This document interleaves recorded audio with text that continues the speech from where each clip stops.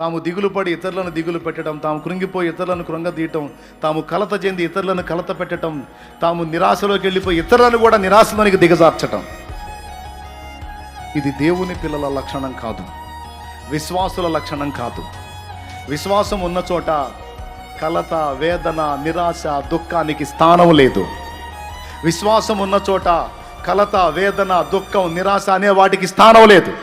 అవంటూ మనలో ఉన్నాయి అంటే, మనకు ఎదురవుతున్నాయి అంటే మనలో విశ్వాసం చాలా దిగజారిన స్థితిలో ఉంది అని అర్థం. Praise the lord. సోదరా, నువ్వు విశ్వాసం గలవాడివేనా? అట్లయితే నీ కుటుంబం మొత్తం కలత చెందినా నువ్వు చక్కని చిరునవ్వుతో వాళ్ళందరినీ ధైర్యపరుస్తావు. భయపడవాకండి, మనం నమ్మినవాడు సజీవుడు, ఆయన మనకు తోడై ఉన్నాడు. విశ్వాసం లేదా? విశ్వాసం లేదా? చేదైన అనుభవాలను మధురమైన అనుభవాలుగా మార్చగలిగిన దేవుడు మనకు లేడా?